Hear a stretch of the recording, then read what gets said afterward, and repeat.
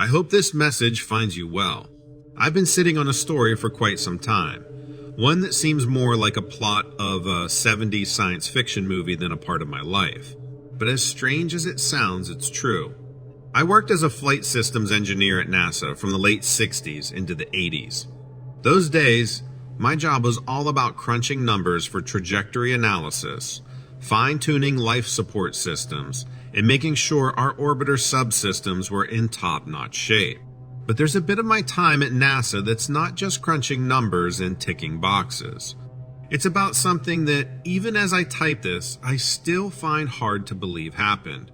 During the late 70s, we came across 4 beings, entities, if you will, that weren't from our neck of the cosmic woods. They were extraterrestrial. And no, I'm not kidding.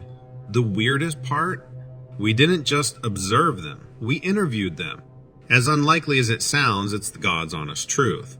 Please know I'm not trying to spin some grand tale or draw you into a web of fiction. This isn't some 70s sci-fi novel. It's my life. It happened. It's a piece of history, albeit one that's been kept under wraps for obvious reasons. But I believe it's time to share this story with you, in all its uncanny detail. So let me dive into the thick of it.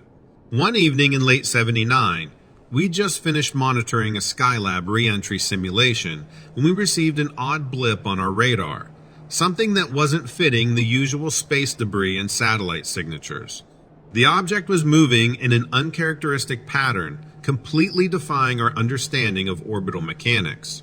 It wasn't long before we realized that this was no ordinary space anomaly. With each passing moment, it became increasingly clear that we were dealing with an unidentified flying object. This was uncharted territory, even for us seasoned veterans of the space race. After a high-stakes scramble, the object, or rather the craft, was intercepted and secured in one of our remote facilities. It was a vessel of sorts, a sleek and oddly luminous entity that bore no resemblance to any spacefaring vehicle we'd ever seen or engineered. It was both unnerving and awe-inspiring, a conundrum that challenged our comprehension of technology and physics. But the true shock came when we found out the craft was not empty. Inside were 4 entities, distinct and yet similar, clearly intelligent and obviously not of this earth. Their forms were humanoid but with distinct differences, their languages indecipherable, yet with a sense of purpose that transcended the barriers of speech. In a bid to understand these beings and their intentions, we initiated a series of interviews, under utmost secrecy. As outlandish as it sounds, I was one of the key team members involved in this unprecedented endeavor. The conversations, if one can call them that, were a mix of nonverbal cues, gestures, and a slew of improvised methods that we hoped would bridge the communication gap. Each entity seemed different in demeanor. One was inquisitive, constantly inspecting its surroundings, while another seemed indifferent, almost stoic. The third was what I can only describe as nervousness, while the fourth had a certain air of authority, an intangible feeling that it was in some way superior or more knowledgeable. Those interviews, they pushed the boundaries of our understanding and confronted us with a reality we'd only speculated about in theoretical discussions. Extraterrestrial life was no longer a mere concept.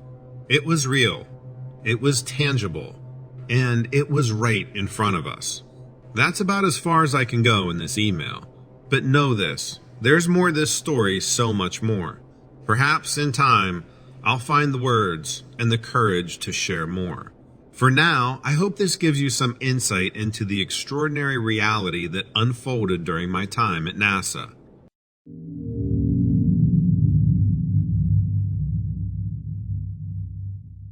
I signed up to work for a freelance security firm to earn some extra cash before the holidays, and I'd worked dozens of jobs without any issues until this happened. I got a call early in the day from my recruiter telling me they needed emergency help because this hotel's usual guy quit his position, effective immediately. They sent me the address and I went in. The front desk worker showed me what I was supposed to do during the night. I had a station in the lobby across from them, I was supposed to act more like a deterrent for crime than anything, and I had to do a round through the hotel every 2 hours to make sure everything was all right. Seemed easy enough. Not long after I settled in the desk, attendants started making small talk. I'm not much of a talker, so I answered in short responses to try and signal, like, hey, let's just enjoy the quiet. Some time passed, and out of the blue, they said to me this place is haunted, you know. Of course, I had to ask more about that, but when I did, all they said was, I'm sure you'll see it for yourself soon enough, then laughed as if it were a normal thing to say. I left to do my first round. I brushed off what they'd said. I've always been skeptical, and some crazy old receptionist wouldn't change that so quickly. The hotel was only 3 stories with 10 rooms available for guests to stay in. I walked up the first flight of stairs and cleared the second floor. Then I walked up the second set of stairs and began walking down the hall. I couldn't explain it, but something in me was on edge as soon as I stepped foot in the hall. A chill came over me, and I felt the hair on my neck stand up. It was quiet as I walked to the end of the hall. I made it halfway back down the hallway, then I heard thumping from above me. It was loud, and it sounded like it was coming towards me, like heavy footsteps running almost. I stood in place and looked at the ceiling while I heard the noise. The sound finally reached where I was standing, and just as I was expecting it to move further away, it thumped 3 times right on top of me. As soon as the thumping stopped, I heard a slow creaking noise from behind me. I turned around, and the door to one of the rooms I'd walked past had opened. I didn't want to go in, I wanted to turn around and leave. But it was my job for the night, and I had to check it out. I walked to the door and knocked on it before I opened it, all the way. I yelled hello to see if anyone responded. I was hoping a guest might have heard the thumping and peeked out to see what it was. No response. I opened the door all the way and turned on the light. There was no one in the room, and it didn't even look like a room they would have guests in. All of the furniture was covered with white sheets, and the pictures and mirrors were off the wall and facing away from view. I couldn't understand how the door opened. I tried to rationalize it, maybe the vibrations from the thumping opened, or I stepped on a loose floorboard, but it didn't make sense. I closed the door and left. I made my way back down to the lobby, and the receptionist was still there, looking at me with a small grin. They asked me if everything was all right on the walkthrough. I asked her how many people were staying on the 3rd floor, and they told me that only one couple was staying at the hotel, and they were on the 2nd floor. I was clearly confused by that information, and they asked me what happened. I told them. We chatted about some other strange occurrences that had happened at the hotel until my next round. Apparently, people have reported seeing shadowy figures. They've heard knocks at their doors and no one was there when they answered, and many people have said they've had vivid nightmares. I was apprehensive about my next walkthrough, but I had to do it. The 2nd floor was fine. No disturbances to report, but the 3rd floor was once again noisy. It wasn't thumping this time. I could have sworn I heard crying. I froze when I looked down the hall. The same door was open, and I know I closed it. I approached the room slowly with my hand on my taser and turned on the light. The crying stopped when the light came on. I walked in and looked around the room. I didn't see anyone. I called out for whoever was in there to come out, but I got no response. I walked to the window to make sure it was shut and locked, but as my back was turned, I heard the door slam. I immediately dropped what I was doing to rush to the door. I opened it and walked out of the room. At the end of the hall, I saw her. A woman stood in front of the stairs with her face in her hands, like she was crying. My heart fell to my feet and I froze in place. Thumping noises began above me again and rapidly made their way towards the woman. The door to another room creaked open and she walked inside. I ran down the stairs back to the lobby without looking back. I told the receptionist what I saw and they nodded their head. It wasn't a news story to them.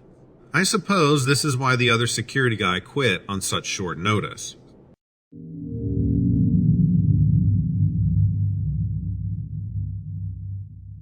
November 21 in New Jersey is like Christmas. Everyone is excited and chomping at the bit to get out into the woods. It's the start of deer hunting season. Hunters are up before the crack of dawn, Getting out into the woods to try and get the first buck of the season, I'm one of those people that starts to act like a crazed psycho when it gets close. I pull out all my gear and make sure it's all set. I probably clean my hunting rifle 3 or 4 times. I don't sleep the night before. I just love hunting and can't wait for it to be time to head into the woods every year. But this past year, I saw something really strange. I don't know what it was really, but I definitely have never seen anything like it. The day I saw it, it was opening day, the first day of deer season. I usually hunt on public land, even though it's kind of crowded. I was down in the Pinelands, at a spot I'd scoped out. I already had my tree stand set up. I was out there before it was light, trying to get a buck as they appeared in the dawn light. I usually alternate between watching the woods with my naked eyes and looking in the scope. You can see more stuff with the naked eye, but you can see clearer and in more detail with the scope. When I'm not looking in the scope, I'm just looking for motion, looking for something to appear out in the trees. You end up spotting a lot of squirrels and some rabbits. I often will see a doe or a little buck wander by, which is always disappointing. Whenever I spot the deer shape emerging in the underbrush, my heart starts to hammer, and I get pumped. But then you see that it's a doe and you have a rush of disappointment. Well, this past year I was out and I wasn't seeing any animal life at all. Not a single squirrel or rabbit. There weren't even really birds in the trees. It was extremely quiet and I was straining my ears to try and listen for anything moving through the woods. Eventually, I did hear something. It was the snapping of a stick pretty far away. I swiveled a little in my deer stand and brought up my rifle scope to look through. I scanned the woods as best I could, alternating between the scope and no scope. I strained my eyes hard to try and see something. I was about to give up when I heard another sound, like another branch snapping. I looked at my scope again, trying to find it in the trees. This time, I did finally spot something, but it wasn't a deer. It was hard to make out because of the trees and the dense autumn foliage. There hadn't been a strong enough cold snap to make the leaves fall yet, so there was still a lot on the branches. Through my scope, I could catch glimpses of the creature. It was very tall. At first, its height made me excited because I thought that maybe it was a buck with a huge set of antlers. It didn't have antlers, but it did have horns. They were like long, curving goat horns. They were probably a little longer than a foot. The top of its head, where its horns were, was the first thing I caught a glimpse of. I didn't really see its face at all, but I could see other parts of its body when it stepped between 2 trees. It had 2 big wings instead of arms.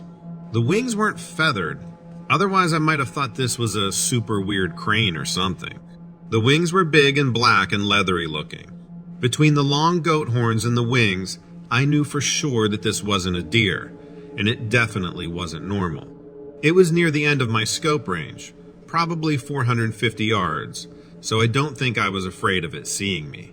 I watched it in my scope for several minutes until I couldn't follow it anymore in the underbrush.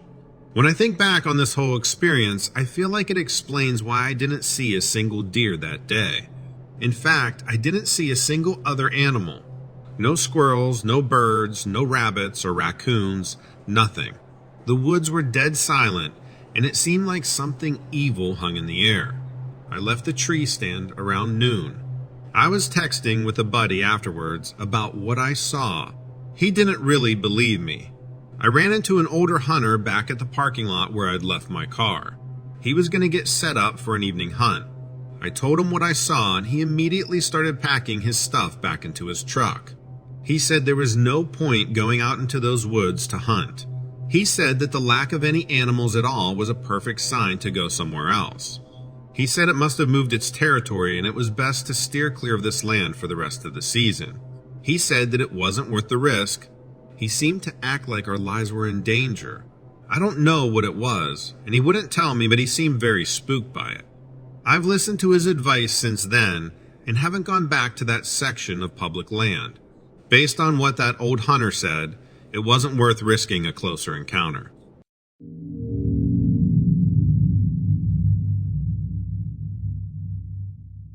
I'm not sure that this is my story to tell. It was a story I heard from my father, and it was a story he heard from his father before that. It has affected us all, I guess. That's why I feel some ownership over the tale I'm about to share. It's followed our family for 3 generations. My grandfather was a hunter. He had a reputation. The best furs in Wyoming all had my family name attached to them. That reputation earned my grandfather some pretty historic invites. He met the vice president once. The invite at the center of my story, however, brought him to Yellowstone National Park. Nowadays, when you hear the name Yellowstone, it's attached to an idea of beauty. A scenic lake, hot geysers, and a slumbering volcano. That wasn't the case in the late 1950s. Mismanagement of the park and its fauna led to overpopulation and overgrazing. The vegetation was being stripped bare. Elk were especially problematic. The park district invited a few hunters to come into Yellowstone and deal with the elk. Hunting was permitted in Yellowstone at the time, so the act wasn't particularly surprising. It was the amount of death that shook the park district and jeopardized its relationship with the public. In the end, over 5,000 elk were killed. It was called an extermination. My grandfather was a part of that. His story wasn't about the elk, though. His story was about the thing that came out of Yellowstone, chasing all of that death. My grandfather had positioned himself in a clearing. He climbed a deer tower and enjoyed a 360-degree view of the area. It was only a matter of time before an elk came along.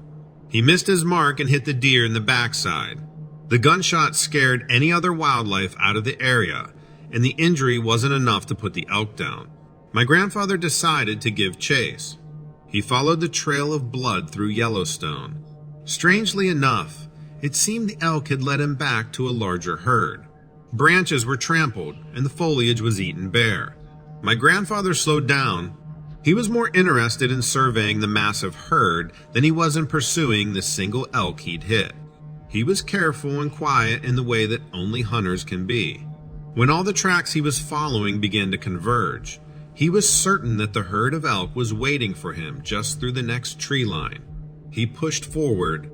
When his vision penetrated the wall of chewed greenery, he came upon something else.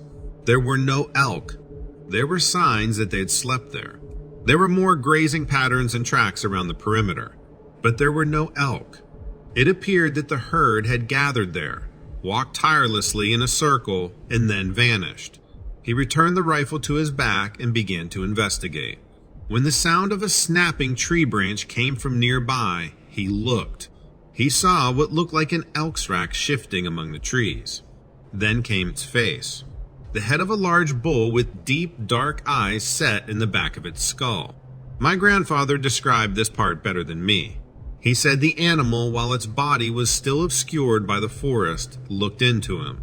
He said those dark eyes glimpsed his soul.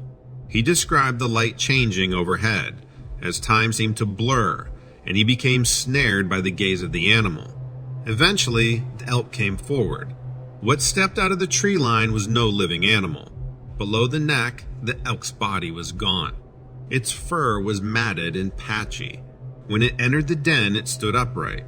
It stood at least 12 feet tall, as my grandfather described it. When it shifted and lurched, he could see its tight skin dragging against its bones underneath. He said he felt it judge him. He heard a voice in his head, something that challenged the very purpose that had brought him there. He said, looking at the beast, that he knew immediately that he needed to stop killing. He couldn't continue as a hunter. My grandfather told my dad that he knew immediately. Hunting would lead him down the same emaciated path that had starved this creature. He said he knew he would become something like the monster he was staring at. Then, according to my grandfather, the beast wandered back into the woods. There were no elk left there for it to consume, he said. It moved on to find meal elsewhere. My grandfather only killed a dozen elk that season. Out of the 5,000 total, 12 isn't very many. The monster he saw forgave him for that dozen. My family hasn't picked up a gun since. My father swore that he'd never touch a firearm, and I had no reason to. The hunting itch was out of our blood by then. We all know of the monster, though. We've all had that creature described to us with such detail that we never once considered going back on my grandfather's words. We all understand that lifting another rifle, Taking another life will invite whatever curse had deformed that thing. Then it will be us wandering in the woods, searching for our own kind. We never heard of any other sightings. None of the other hunters who came out of Yellowstone were changed in the same way as my grandfather.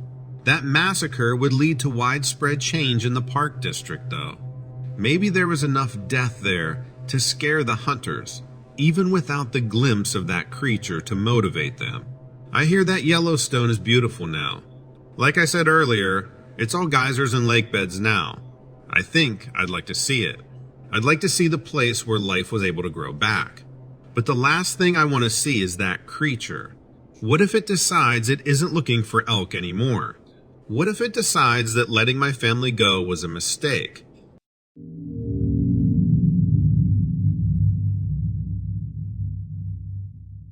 I used to live in a quaint little 2-story house located in the suburbs of Ohio.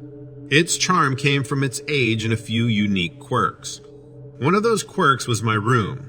It was more like a mudroom that was repurposed into a makeshift bedroom. It had our household washer and dryer in there, and a door that led outside, secured with a heavy deadbolt on the inside. But despite the odd setup, I was comfortable enough, except for one detail that would change my nights and eventually my entire life. Life was simple, full of innocent childhood pleasures. And so, the first few nights after my mother decided I should sleep in the mudroom were uneventful. But then, it began. The door to my room would creak open in the middle of the night. All I would see at first was fog, and a bizarre, otherworldly light seeping into the room. Then he would walk in. The figure was peculiar, almost comical as I look back on it. Its upper body was that of a strange reptile, while the rest of it was decidedly human, garbed in a long brown detective-style jacket, complete with arms, legs, and shoes. As a child, I called him the Lizard Man. The absurdity of the sight did nothing to alleviate my terror. His gaze was cold, almost dispassionate, and he seemed to observe me intently before walking past my room and disappearing down the hallway. In the clear light of day, I gathered the courage to explore my room and the hallway where the Lizard Man vanished every night. There was nothing out of the ordinary that I could see. The deadbolt on my door was secure, and the hallway held nothing more sinister than family photos and laundry hampers. It felt normal, and yet every night the scenario repeated itself. The Lizard Man continued to visit for months. The routine was eerily similar each night. The door would open. The fog and light would filter in, and the Snake Man would stroll into my room, observe me, then walk away. The few times I mentioned the Lizard Man to my family, they brushed it off as childhood imagination. An imaginary friend, if you will. I got blamed for the door occasionally being left open, even though I would have needed a stool to reach the lock. My family remained blissfully unaware of the eerie occurrences in my room, leaving me to face the creature alone. The visits didn't let up, to the point where I dreaded sleep.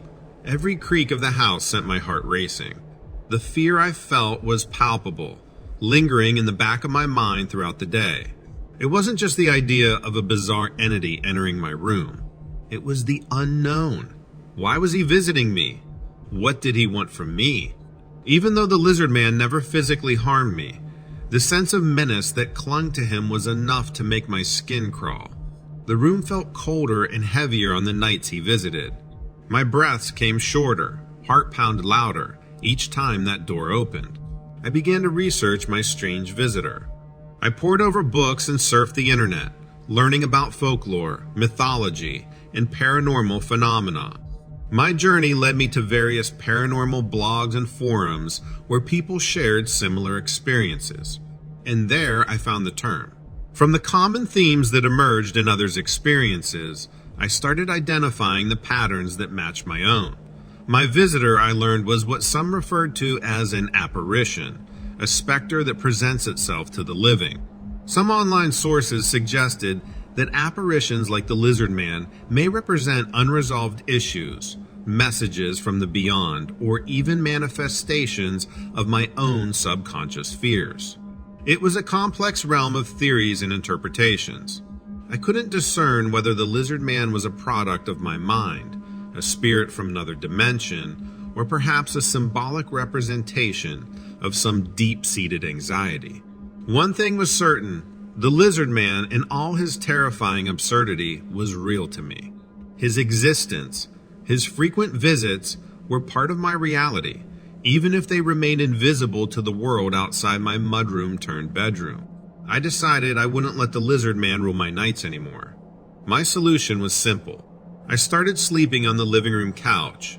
For years, that's where I spent my nights, away from the mysterious door, the eerie fog, the unnerving light, and most importantly, the lizard man.